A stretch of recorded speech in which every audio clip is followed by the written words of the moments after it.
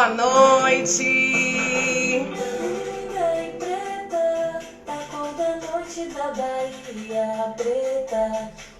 Linda e preta. Hoje o nosso assunto vai ser racismo e as ações afirmativas na primeira infância. Olá, meu subprefeito Jean. Boa noite. Racismo e ações afirmativas na primeira infância.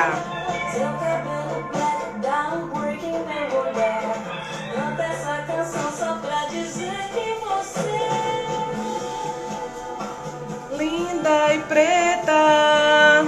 Nossas crianças, a nossa infância. Precisamos trabalhar desde a infância esse empoderamento infantil. Oi, Aninha. Oi, Cal. Sejam bem-vindas.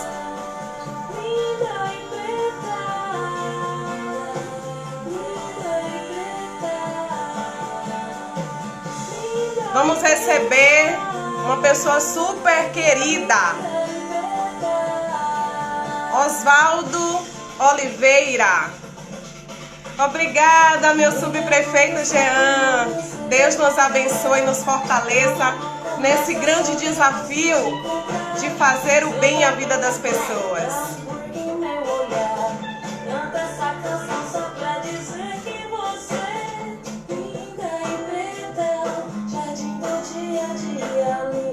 Exatamente, muito importante. Porque em casa, na escola, em todos os espaços, nós precisamos cuidar da infância, cuidar das nossas crianças, para que elas sejam meninos e meninas que se tornem homens e mulheres empoderados. Oi, Cida!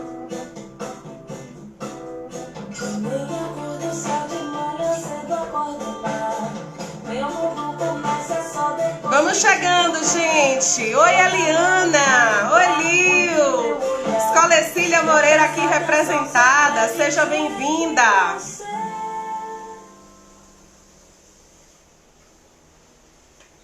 É isso aí, turma. Hoje nós vamos falar sobre racismo e ações afirmativas na primeira infância. O quanto é importante nós trabalharmos essa temática desde a base, desde a infância.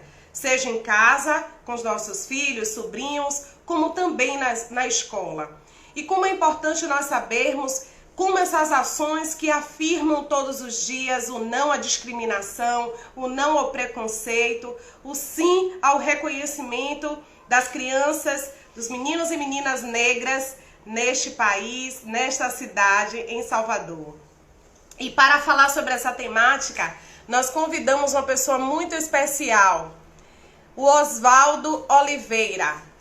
Ele que é cantor, olha que maravilha, compositor, educador, músico, psicólogo escolar. Vamos presentear com reflexões importantes a partir das suas próprias experiências, enquanto educador, enquanto psicólogo escolar. Oi, Dalvinha! Oi, Binha! Sejam bem-vindas! Olha ele aí chegando. Olá! Linda, nós combinamos de rosa! Que sintonia maravilhosa! Isso aí. E aí, tá ajeitando aí sua câmera? Tá legal aí essa posição? Vou colocar. Pronto, acho que agora ficou melhor. Agora ficou melhor. Oi, Pati! Tem uma galerinha aí chegando, viu, Osvaldo? Pati, Tati, Tatiana, uma galera boa que veio aqui nessa noite dialogar conosco sobre o racismo e as ações afirmativas na primeira infância. Esse tema que vem cada vez mais sendo indispensável, imprescindível de serem discutidos nos espaços, nos diversos espaços, né, Osvaldo? Nós temos aqui mães, pais, nós temos pessoas que atuam na educação e fora dela.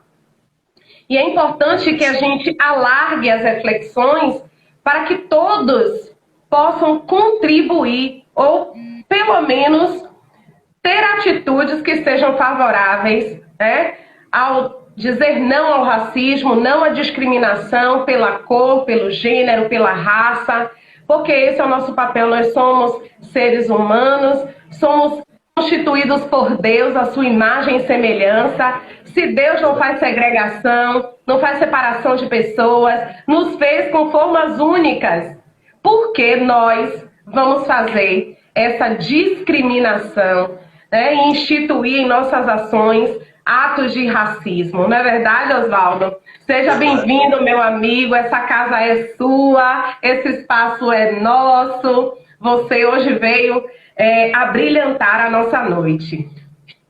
Ah, que bom, viu? Obrigado pelo convite, Gil. É um prazer enorme mesmo poder falar dessa questão que, infelizmente, é tão atual, né? Está aqui todo o tempo, desde criança, e nos acompanha até hoje. E é uma luta tão difícil que muitas vezes, a gente pode até perder as esperanças assim, mas a gente precisa recuperar, porque a gente não sabe quando que essa luta vai acabar, mas a gente precisa ter fé que um dia a gente vai superar essa situação em que, infelizmente, até as nossas criancinhas pequenas já vivem em situações como essa, né?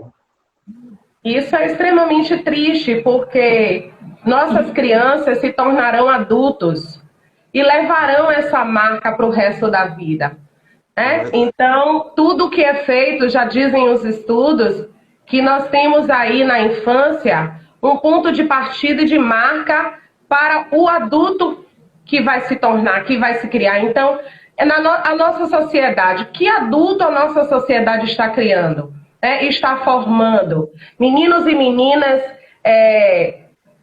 estigmatizados e estão além, à margem da sociedade por uma questão de discriminação.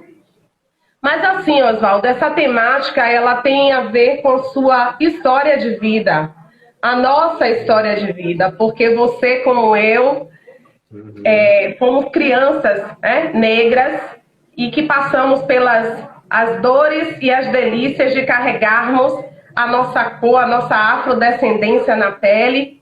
E com certeza, para chegar hoje aqui, nós enfrentamos diversos desafios, né? Diversos empecilhos e questões que muitas vezes fizeram com que nós recuássemos ou não. Mas hoje, na fase adulta, eu tenho aqui você como esse educador, esse psicólogo, esse cantor, é completo, né? E me conta um pouquinho, assim, na sua visão, quando a gente fala dessas ações afirmativas e racismo, é importante que a gente traga um pouco a ideia do racismo, né? E as pessoas podem ir também aí colaborando com suas opiniões, podem ir escrevendo o que é racismo, o que constitui o racismo nos dias de hoje. E qual é a relação que a gente tem dessas ações afirmativas com o racismo? Na sua opinião, como isso vem se constituindo, Oswaldo? Vamos lá. Antes de qualquer coisa, né, eu quero agradecer novamente e dizer assim, né, eu me propus a falar sobre dois temas muito complexos, né, o racismo e a infância, né? E aqui eu preciso logo de cara já dizer aqui para todos que estão nos assistindo que eu não sou especialista, porque é um tema tão complexo, o racismo, eu não sou um especialista, assim como também não sou um especialista na infância. Então, o que eu vou falar hoje aqui é algo em que eu conheço melhor do que ninguém. A minha vida e as minhas experiências, até como profissional, né? Como criança. E como que hoje me tornei esse adulto que sou e também esse artista que eu sou hoje, né? E é assim, respondendo a sua pergunta, né, sobre a questão do racismo. Eu quero falar, como o nosso tempo é curto aqui, eu tenho muita dificuldade em correr contra o tempo aqui no Instagram, Então, assim, o racismo, é necessário que a gente entenda, antes de qualquer coisa, 3 conceitos que são próximos do racismo, ou esses 2 que levam a esse, né? O primeiro é o de preconceito, né? O que é preconceito? Né? Preconceito é um pré-julgamento, né? Não conheço e não gosto, né?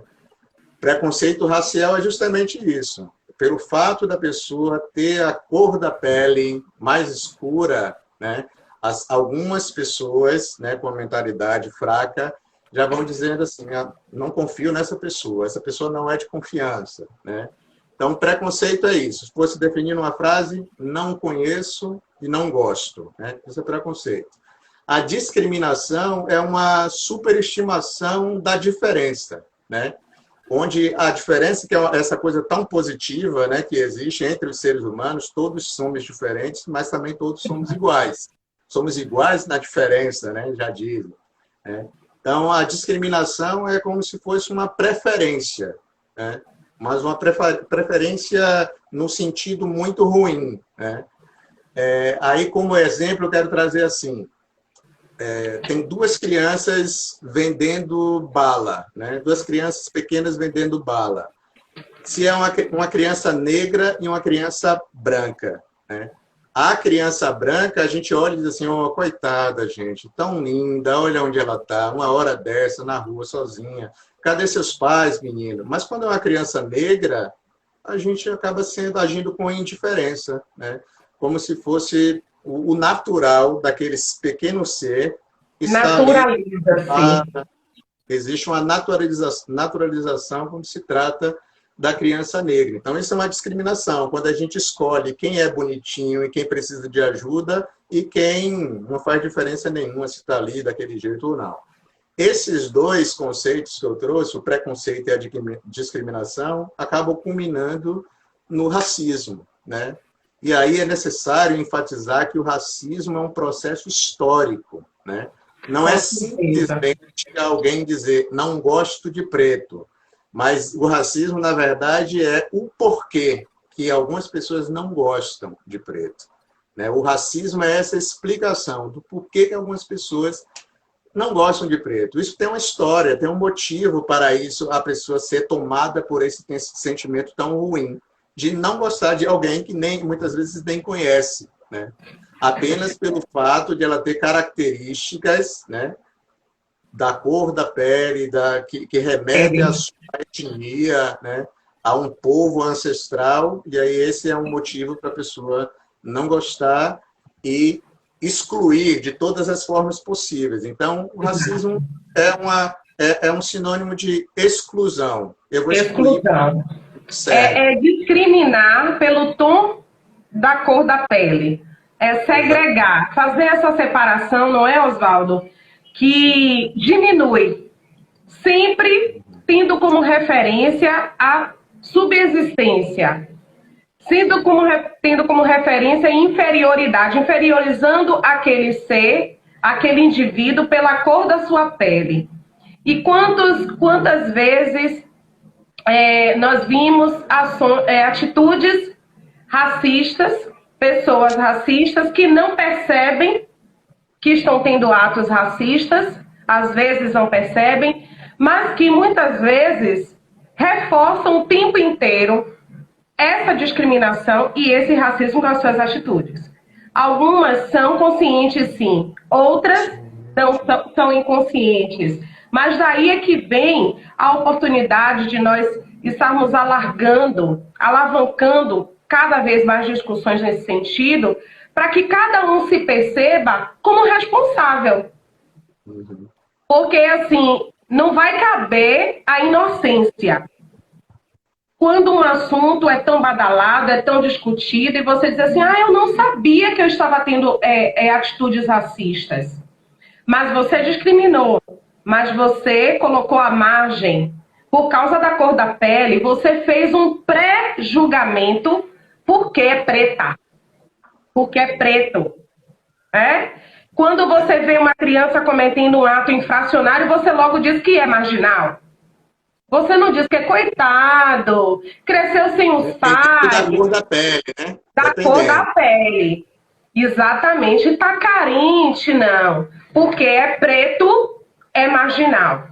Não presta, é pivete, né? Então, são esses pensamentos e essas atitudes que a gente precisa combater diariamente e trazer essas discussões para que as pessoas elas consigam se perceber nesse processo para aí sim ter ações que sejam afirmativas e contribuir para esse grande desafio que é fazer da nossa sociedade, né, trazer aí uma reparação de anos de negação de direitos ao povo negro. Isso. E aí, racismo é violência, né? A gente tem que dizer as coisas como elas são mesmo. É um processo como elas são. E é crime. De desumanização, e esse processo histórico que teve lá atrás o apoio da igreja, o apoio da ciência. Existiam teorias racistas que fundamentavam, não, o negro é realmente inferior, que foi um termo que você trouxe. Então, o racismo se sustenta nisso, na tese de que existem raças superiores, no caso a raça branca, e existem raças inferiores, todos que são não brancos, e principalmente o negro, que é atingido nisso aí, né?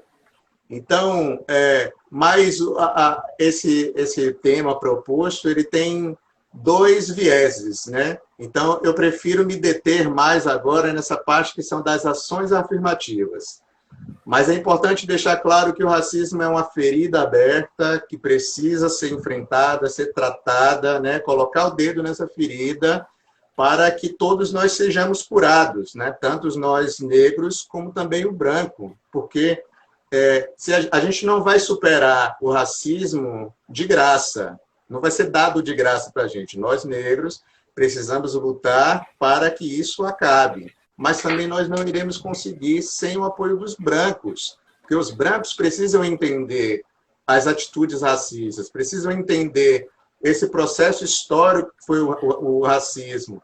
Quando se fala sobre racismo, por exemplo, quando fala da chegada dos africanos aqui no Brasil, ou nas Américas como um todo, né?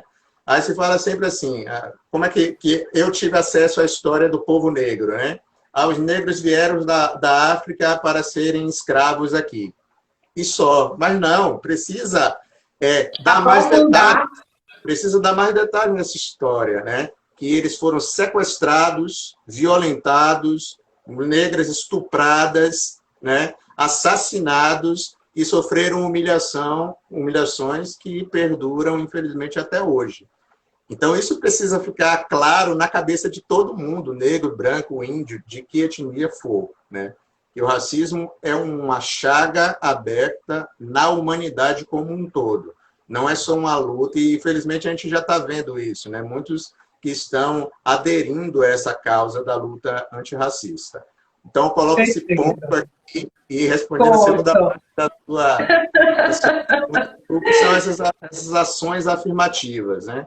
A gente pode pensar sempre ações afirmativas como políticas de Estado, né? O que é que o Estado faz para superar essa questão racial, do racismo, né? E aí eu quero trazer também, eu gosto de explicar essa coisa da afirmação usando matemática, né? Positivo e negativo, né? O menos é o negativo, o mais é o positivo. Então, aquilo que acrescenta, isso é o positivo. O sentido positivo é isso, aquilo que acrescenta. Afirmativo não é uma negação, é uma afirmação. Então, a gente já tocou nesse ponto importante que é lutar contra. Então, agora é o momento de a gente fazer o quê a favor? Então, vamos falar o que é que a gente pode fazer a favor, né? Nós temos, enquanto políticas de Estado, enquanto política pública, como marco histórico, tem a Lei 10.639, de 2003, que torna obrigatório o ensino de história e cultura afro-brasileira e africana. Perfeito. Já vai, que é uma outra, já vai chegar à maioridade. Como? Que é um grande avanço, mas que continua sendo um enorme desafio a sua implementação nos espaços, né? Sobretudo na educação. Então, uma oportunidade como essa hoje é também pensar a Lei 10.639 como uma atitude, como ações afirmativas a nível de Estado, mas que quem vai colocar em prática somos nós, enquanto educadores, enquanto instituições públicas, enquanto cidadãos que precisam conhecer que os negros foram povos escravizados, eles não são escravos, nós não somos escravos, nós fomos escravizados, foi algo imposto a cada um de nós. Oi? Algo imposto violentamente. Violentamente. Exatamente. Tudo crime hediondo.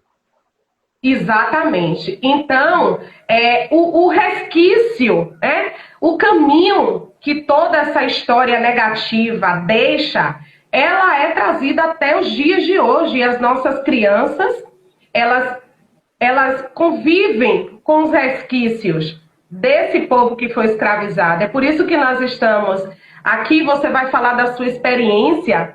Nós já temos aí 20 minutos de conversa e eu gostaria que você trouxesse aí a partir da sua infância, né? Oswaldo Oliveira, né? Como a sua infância, como você vê essa temática e a relação dela com a sua experiência de vida, com a sua infância enquanto criança negra na rede municipal.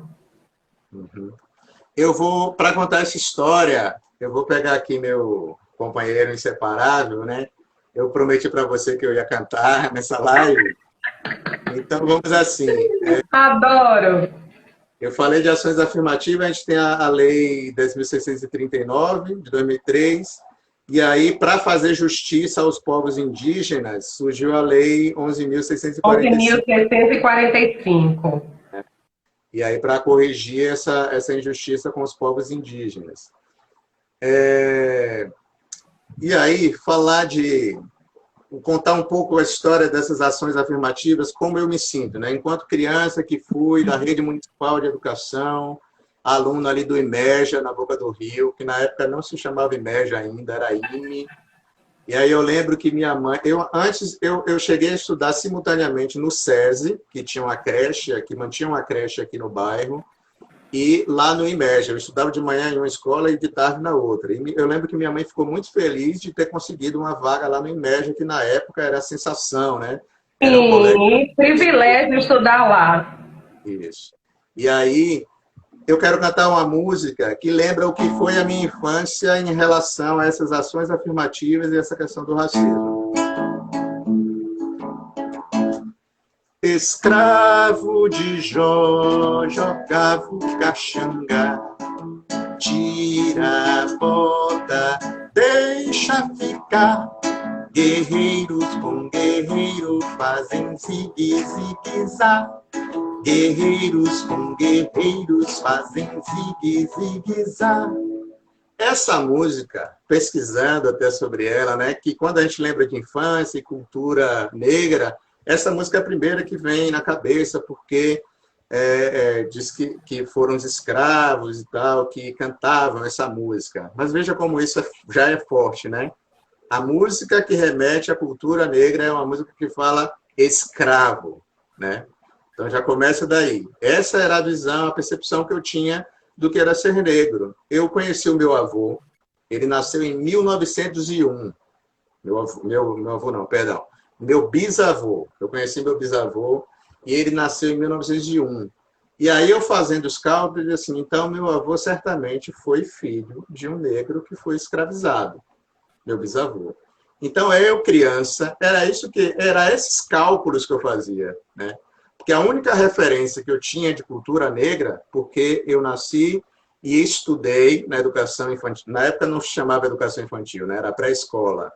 Isso foi antes da lei, 10.639. Então, não tinha contato com essa questão da negritude, né? Eu sou de família humilde, minha mãe foi lavradora, veio para cá, para Salvador, trabalhou como doméstica, depois dona de casa, e meu pai sempre foi pedreiro. Então, essa não era uma questão que povoava os pensamentos da minha casa, da minha realidade. E aí a noção que eu tinha do que era ser negro é isso, é ser descendente de escravo. Era isso a noção que eu tinha, né? E na escola não se trabalhava essas questões. Então, o que era que acontecia na escola? Eu tinha muito baixa autoestima, porque tendo um passado desse, né, eu ficava pensando que algum ancestral meu provavelmente foi escravo. Meu bisavô que eu conheci provavelmente teve um pai que vivia em alguma senzala dali da região de Santo Amaro, Cachoeira, né? E aí era uma autoestima muito baixa que eu tinha. E o que é que toda criança negra, pelo menos na minha época e ainda hoje, infelizmente, ouve? Você é feio, né? E eu demorei muito tempo para entender que eu era feio porque eu era preto, né? Provavelmente algumas pessoas me acham feio ainda hoje, né? Mas eu já lido com isso hoje de uma forma muito mais tranquila, né? Porque eu entendo o que é beleza. Foi difícil para mim perceber e entender que eu sou bonito também. Porque enquanto criança, o tempo todo eu ouvia as pessoas dizerem isso: você é feio, sai daqui, não quero ficar com você, né? E aí eu lembro que a minha timidez, porque eu sou muito tímido, né? Algumas pessoas acham que não, mas eu sou muito tímido, e minha timidez vem dessa época. Eu lembro da época que eu tenho essa memória da infância, assim, de quando eu me tornei tímido. Eu falava muito alto.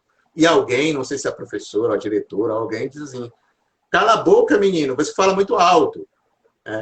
Então, naquele momento ali, eu sofri um tratamento, e aí eu me desenvolvi como uma criança muito tímida mesmo, né? Então, eu já tinha esse histórico de eu achava que eu era descendente de escravos, né? E aí eu era um menino agressivo. As pessoas que me conhecem hoje dizem: Oswaldo é da paz, Oswaldo é zen, Oswaldo é paz de amor. Mas quando eu tinha 5 anos de idade, eu dei uma cadeirada numa coleguinha da classe. Eu tenho certeza que ela abusou você. Não justifica, né? Nada justifica alguém pegar uma cadeira e atingir uma coleguinha, né? É assim que a gente faz. Aí eu ficava sempre dividido entre o menino agressivo e o menino tímido e medroso. Ninguém ouvia a minha voz, né? Depois que eu sofri aquele silenciamento, ninguém ouvia a minha voz. Então eu era essa criança com todos esses complexos, com essa baixa autoestima, achando que era descendente de escravos, até que adulto, olha como isso demorou tanto tempo. Eu ouvi uma fala da Makota Valdina. E aí, adulto já, mas isso mudou muito a minha percepção de quem sou eu, né? Grande Makota. Eu não sou descendente de escravos, eu sou descendente de pessoas, de seres humanos que foram escravizados. Que foram escravizados. Toda perspectiva. Então, eu acho que a grande missão na educação infantil, que é quem está cuidando dessa primeira infância, é deixar isso insistentemente cada vez mais claro. Não existe isso de os negros vieram para cá para serem escravos. Não. Foi um processo violento, foram sequestrados e vieram para cá. Para que as crianças já comecem a entender como são más essas pessoas, como são malvadas, né? Assim como conta a história do lobo mau. Olha como essas pessoas foram malvadas com o povo negro que estava lá, vivendo sua vida, cultivando, né, a agricultura lá, fazendo suas coisas, sendo reis, rainhas, né, pessoas de posses, e de repente chegou alguém lá violento, sequestrou as pessoas, agrediu, violentou, matou algumas que resistiram e trouxe as outras que não conseguiram resistir, trouxeram para cá para serem escravizados. Isso é uma história triste, difícil. Não sei as professoras têm muita habilidade para contar histórias, né? Então, certamente, elas saberão de que forma contar essa história difícil e triste, que foi a história dos negros que foram trazidos para cá, né? E o mais importante é que essa história não deixe de ser contada. Exato. Não é? A gente não pode tornar nossa história, o que nos precede amargamente, a gente não pode deixar escondido embaixo de um tapete e só nas datas comemorativas trazer à tona. Importante demais. São histórias que devem, não é, Oswaldo, permear o dia a dia. Porque quando a gente fala de racismo, de preconceito e discriminação, a gente não fala de momentos pontuais.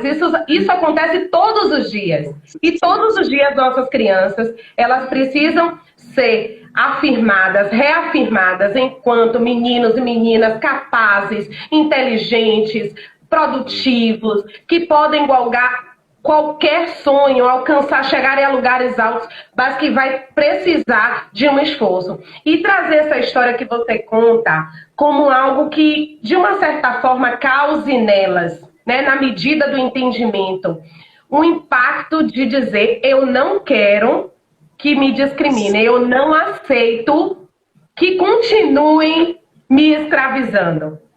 Uhum. Não aceito que continuem existindo pessoas tão más como aquela. Tão perversas. E a gente precisa fortalecer essa infância, porque é a fase, Oswaldo, mais importante da vida.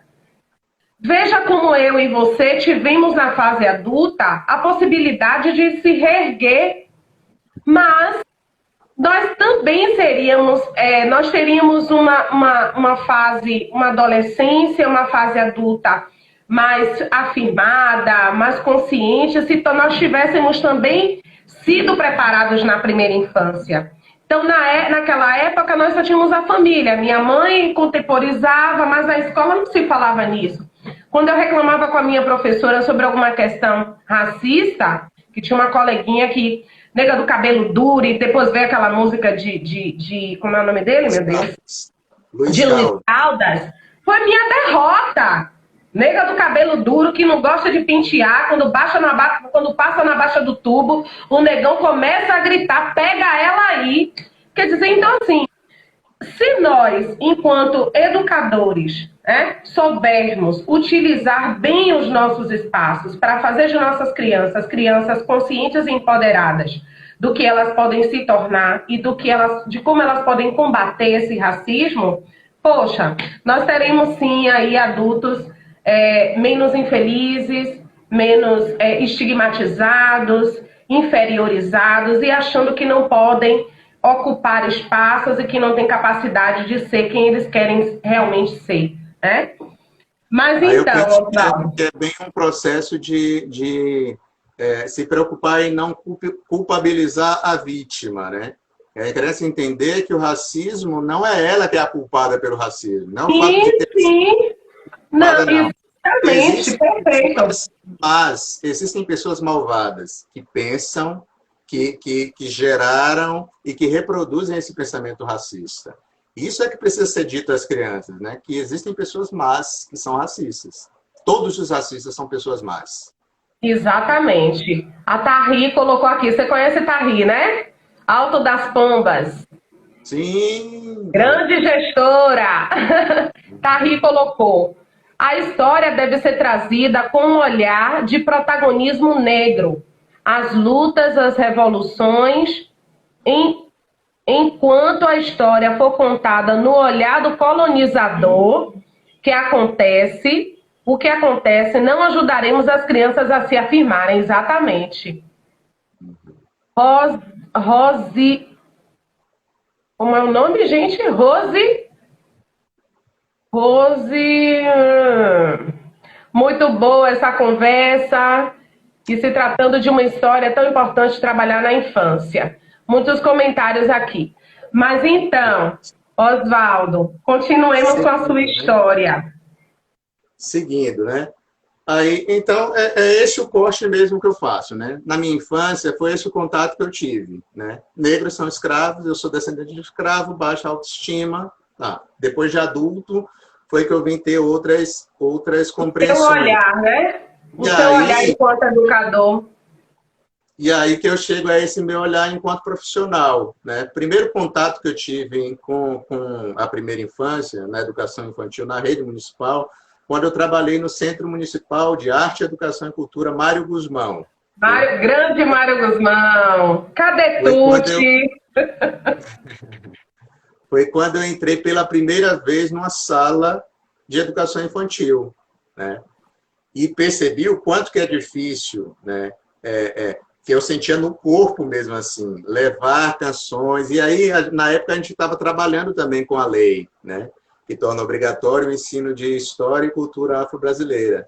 E a gente estava trabalhando já com essas questões. E aí eu vi como era difícil encontrar músicas que tivessem essa, que oferecessem esse empoderamento, né?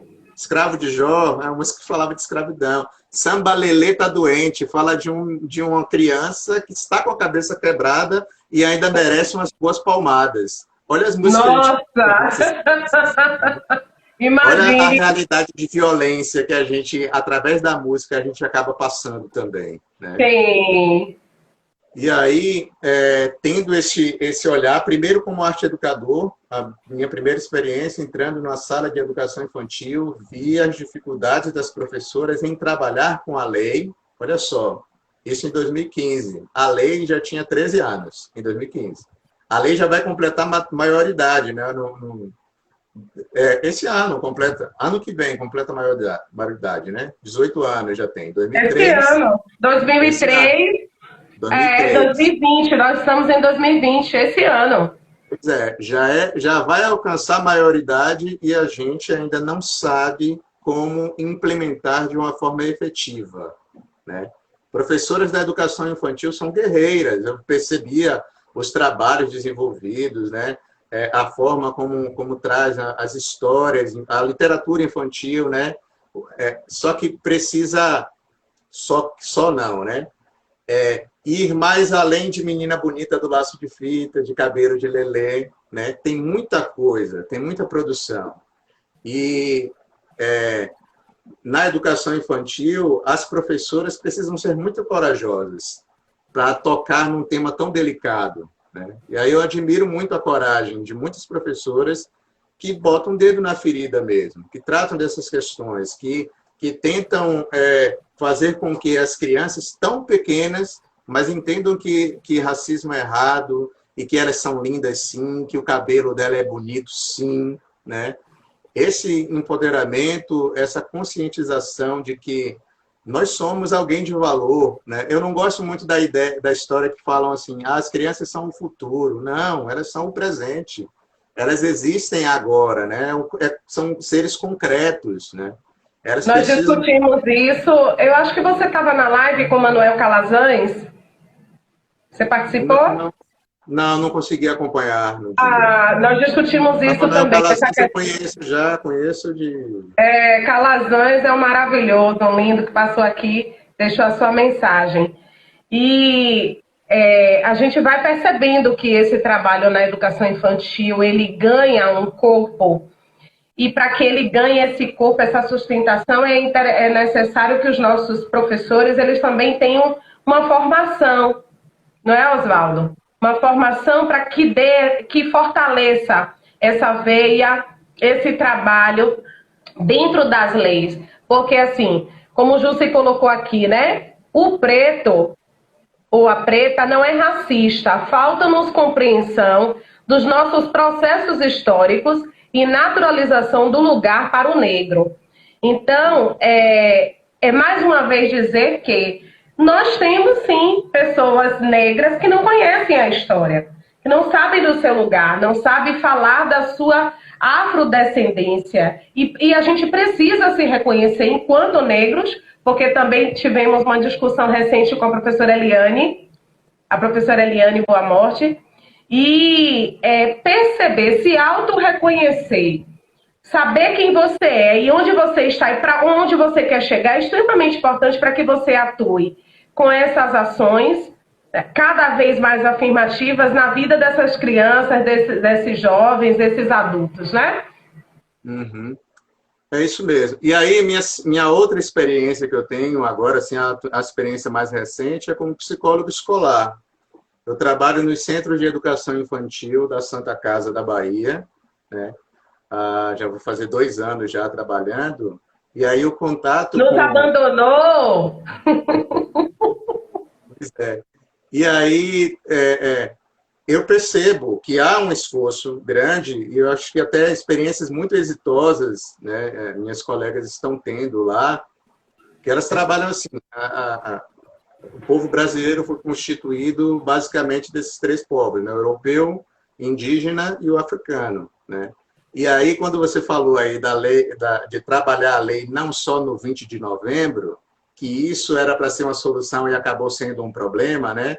Ter um dia para a gente pensar a consciência negra, mas acaba que se reduz apenas àquele dia. E quando eu estava lá no NUPER, para quem não sabe, o NUPER é Núcleo de Estudos e Pesquisas para as Relações Étnico-Raciais. Né? E aí a gente criticava muito isso, né? De só se tratar da questão étnico-racial no mês de novembro. Ou aí faz a semana, né?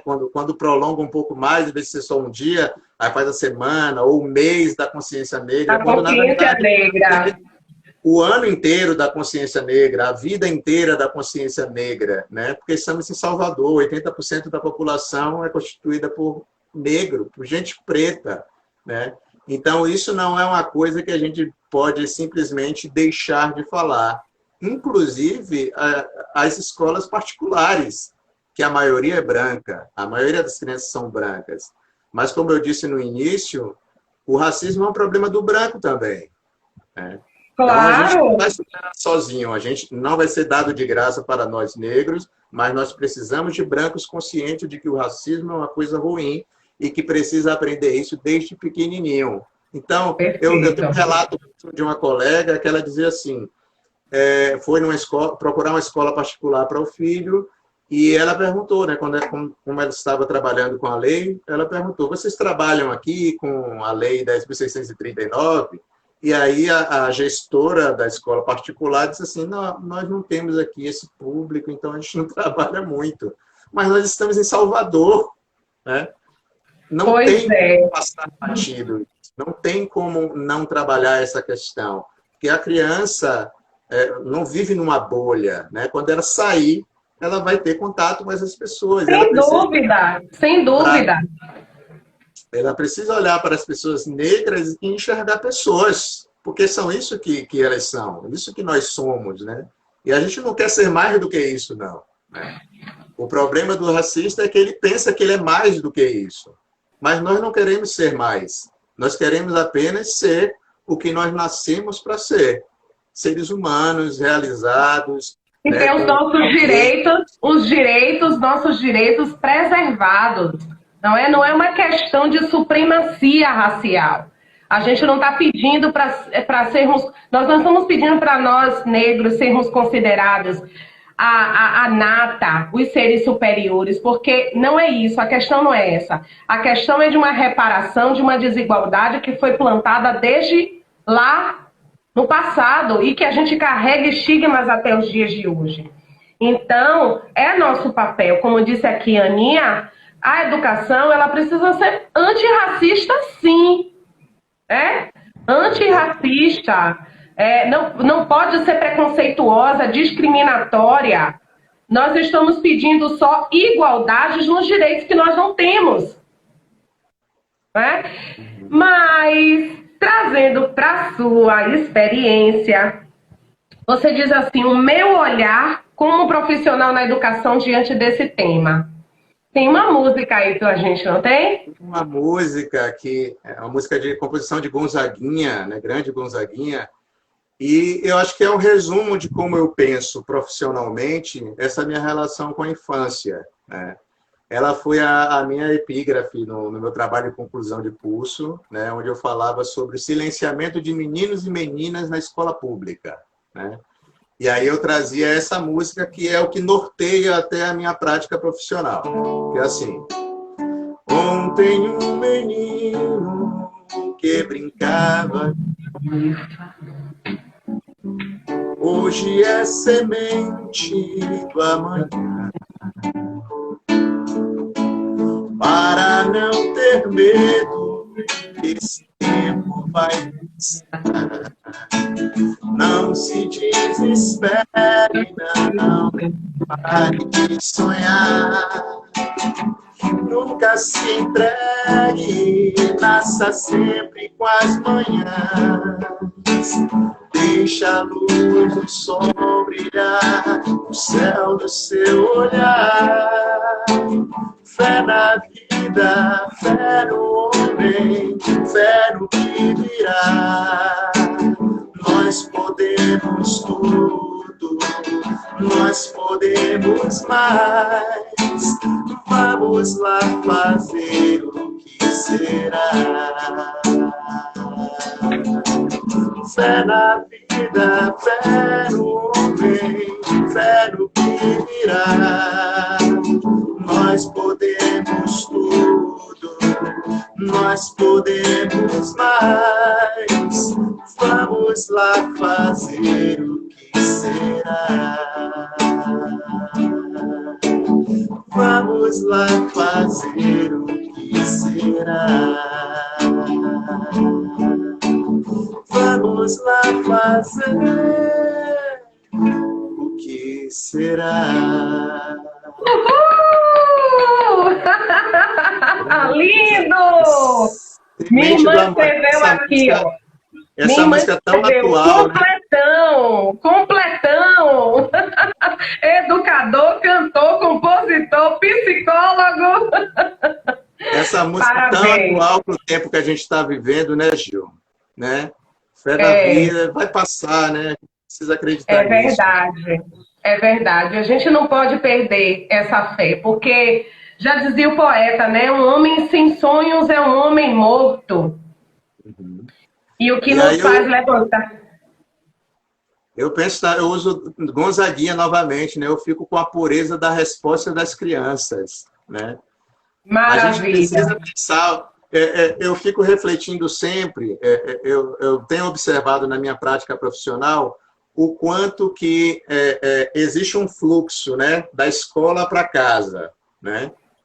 E quanto é importante também a gente ficar atento a esse fluxo da casa para a escola. Se na escola se trabalha essa questão da afirmação, né, da identidade, do combate ao racismo, essa coisa tão ruim para as crianças, né? O racismo vem de outros lugares que não é na escola, porque na escola o objetivo, em tese pelo menos, né, porque a gente não pode afirmar por todos, né, mas em tese o objetivo da escola é superar, é contribuir para a superação de toda forma de preconceito e discriminação, né? Esse é o objetivo da escola, né? Mas aí, se esse racismo, da mesma forma que a criança traz pensamentos racistas, introjetados, muitas vezes, quando a gente fala das crianças negras, ou das crianças brancas, que elas trazem, elas aprenderam com algum adulto isso, mas as crianças também ensinam, né? E aí, quando eu vejo mesmo a criança que vê o pai dirigindo e ultrapassa o farol vermelho, e diz assim, ó, sinal vermelho, tem que parar. Ou então, quando vê o pai ou a mãe jogando lixo no chão, diz assim, não joga lixo no chão, seu porcalhão. Né? Eles aprenderam na escola. Então, as ações afirmativas, a ação afirmativa é justamente essa, é ensinar as crianças o quanto que é importante se assumir como negro, o quanto é que é importante, no caso de crianças brancas, entender que o outro é semelhante também. Elas aprendem isso na escola e elas levam para casa. Olha como é importante você ter um profissional, né, qualificado, que não tem medo de tocar nessas questões. A profissional, no caso, a professora, né, que é a maioria na educação infantil, né? Olha quanto é importante o papel da professora, né? Porque essa criança, ela se torna multiplicador. Uhum. Ela se torna multiplicador e ela ensina, inclusive, aos adultos que estão ao seu redor. Primeiro, porque ela tem na figura do professor o ser que detém o poder. Né? A criança, ela tem o professor como essa referência positiva. O que a minha professora diz é verdade. Ela é capaz de brigar com alguém em casa, de dizer para a mãe dela, não, a minha pró disse que é assim. Então, olha que forte, olha que compromisso, que missão grandiosa nós temos, né? Nas escolas, nas salas de aula. E eu sei muito bem disso porque eu sou casado com uma professora de educação infantil, né? Então, esses relatos, tanto assim, quando ela me pede para fazer revisão assim, dos relatórios dela, eu tenho contato com isso, mas também aqui conversando. Né? Que bacana! O quanto que é importante mesmo, o quanto que é fundamental o papel dessa profissional, né? Então, se essa é uma profissional que não tem medo de pesquisar, que não tem medo de tocar nesse assunto, que conhece mesmo, não superficialmente, mas que se aprofunda mesmo nessas questões, de conhecer a história da África, de trazer histórias mesmo, né, para além de Menina Bonita do Laço de Fita, para além de Sim, e já está, ó. Né? Então, olha como essa pessoa é importante para quebrar esse ciclo vicioso aí de alguém que já nasceu numa realidade de preconceito, de discriminação, Perfeito. e não tem forças ou não terá força se não tiver alguém como essa profissional. Olha com a importância que tem a professora da educação. Nossa, uma salva de palmas, todas as palmas. Eu costumo, a gente agora está na pandemia, né? Mas sempre que eu tinha oportunidade de fazer as reuniões, Oswaldo, com os professores de educação infantil, eu sempre dizia para eles, aqui está a nata. É porque a gente, às vezes, porque a educação infantil não tem uma avaliação externa que vai dar uma nota de DEB. Então, os professores, a educação infantil fica um pouco aquém nesse quesito de dar resultados. Só que é o contrário. O trabalho na educação infantil ele é extremamente importante para que esse sujeito chegue ao Fundamental 1 e 2 e obtenha sucesso na sua vida escolar. É essa educação infantil do brincar, do descobrir, do ser protagonista da sua aprendizagem, de interferir e dar a sua opinião em relação àquilo que ele quer ou não fazer, a forma como quer ou não fazer. Esse ser tão independente que a gente está criando, ele vai se tornar esse aluno tão esperado, de desempenho tão maravilhoso no Fundamental 1 e 2 com essa base na educação infantil. Né? Com seus direitos ali garantidos, as suas aprendizagens e tudo que ele precisa para ter aí a sua vida escolar, um desempenho maravilhoso na sua vida escolar e em sociedade. Porque não é só esse o nosso papel, né? Nós não estamos trabalhando conteúdos, nós estamos trabalhando e contribuindo para a vida de cidadãos e cidadãs, para meninos e meninas que sabem os seus direitos e os seus deveres nessa sociedade. Mas ainda tem um ponto aqui que eu quero que você aborde com a gente, é que assim, você já trouxe o seu olhar de cantor, de educador, de psicólogo, mas o seu olhar de artista, né? Porque você tá completo aí, tá com toda a bagagem. E como você reúne tudo isso para justamente atuar nessa grandiosa missão de trazer no seu papel, nesses diversos papéis, esse compromisso com a infância. Fala aí pra gente. Tem um monte de comentários aqui, gente. Não damos conta. Eu não estou conseguindo acompanhar também, não, viu? Gente, beijo para todo mundo aí. Eu não consigo fazer duas coisas ao mesmo tempo. Não, manda beijo, porque nós só temos 6 minutos. Então, vamos lá. Vou falar rapidamente desse momento feliz da minha vida, que eu estou agora nesse projeto chamado Os Quatro, né? Onde eu posso colocar a minha música, o meu canto, a minha arte, a favor disso, desse empoderamento das crianças, né? Então, você que não conhece ainda, acessa lá no YouTube o canal Os Quatro. Nós já lançamos 2 clipes, e a ideia é essa mesmo, lançar clipes de animação, né? Cujos personagens são 4 personagens negros, né? 4 crianças, né? E elas se reuniram para construir um mundo onde todo mundo é bem-vindo. Isso é o que a nossa primeira música lançada fala. A música chama Somos os Quatro, e tem essa frase que diz isso, né? 4 amigos negros que se encontraram para construir um mundo onde todo mundo é bem-vindo. Né? Que bacana! Então, que lindo! Falar contra o racismo, a gente está falando a favor da negritude.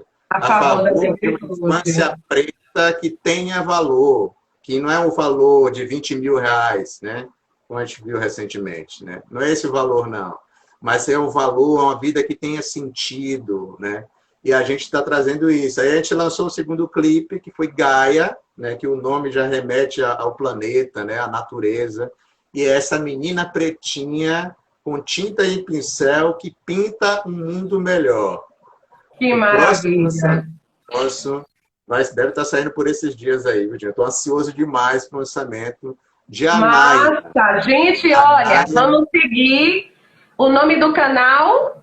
Os Quatro. Segue no Instagram aqui também, viu? Somos os Quatro aqui no Instagram. Somos os Quatro no Instagram. E no YouTube, Os Quatro. Os Quatro. Quatro por extenso, viu? OSQUATRO. Eu já estou inscrita, ativei lá o sininho. Nós também temos um canal no YouTube, a Comunidade Girassóis. Essa live vai para lá, tá, Oswaldo? Vai para o nosso canal no YouTube, que é Comunidade dos Girassóis. Quem ainda não se inscreveu, se inscreva, ativa o sininho e vamos divulgar, né? Divulgar mais trabalhos que enriqueçam o nosso propósito aqui nessa terra. Não é, Oswaldo? Que maravilha! Fale mais do projeto. Então, eu não sei quanto tempo a gente tem, eu só queria... Nós temos 3 minutos. Pronto, eu queria em primeira mão aqui, a música não foi lançada ainda, vai ser lançada mais para frente, porque o projeto a gente dividiu em 2 etapas, né? A primeira etapa é uma etapa de apresentação, então essa música Somos os Quatro, que foi o primeiro clipe lançado, fala do que é o projeto, né? Como eu disse, construir um mundo onde todo mundo é bem-vindo, né? Fala de criança preta, da infância dessas crianças, né? Da amizade dessas crianças. A segunda já começa a apresentar os 4 personagens. A primeira foi Gaia, né? Que foi um pagodão aí, que a galera gostou muito do pagode, coisa da Bahia mesmo. E aí a segunda vai ser a Naia, que também é música baiana, que está chegando aí daqui a pouco para vocês. Depois vai ter a música falando de Aiô, que é o menorzinho da turma, um negro de pele clara, mas que sabe que é negro, e ele se envolve também para que ninguém sofra. Ele quer, o objetivo dele é acabar com o preconceito. E o último, que é Loiê, que é o menino mais inteligente de todos, é o cientista da turma, e aí vai ter música apresentando cada um desses personagens. Então, eu não vou cantar nenhuma dessas músicas dos seus personagens, eu vou dar um spoiler agora de uma música que a gente vai lançar depois. Minha esposa gosta muito em dessa. Primeira mão, hein? Arrebentou! Posso? Quanto tempo a gente tem aí? 2 minutos, vai lá. Minha pele é linda, nasci assim, pra ser feliz. Minha pele é linda, nasci assim e sou feliz. Nada vai tirar o meu sorriso. Eu só quero ser o que eu preciso. Essa cor me traz tantas histórias. O meu corpo é feito de memória, de gente muito forte que nasceu antes de mim, de gente que me ensina a sempre pensar assim. Minha pele é linda, nasci assim pra ser feliz. Minha pele é linda, nasci assim pra ser feliz. É isso aí. Linda composição, Oswaldo. Tão feliz, tão feliz. Que fala de ancestralidade, de valorizar essa melanina acentuada. Nossa, essa tem, coisa tão gostosa, tão linda. Natural que a gente tem, que a gente vai para o sol e não fica vermelho, não fica despelando. Né? Que lindo, que lindo. É disso que a gente precisa. É disso que a gente precisa. Gratidão, Deus te abençoe, muito sucesso. Eu espero que você volte para dialogar com a gente, meu amigo. Muito obrigada, de coração. Foi super especial. Que bom que você gostou.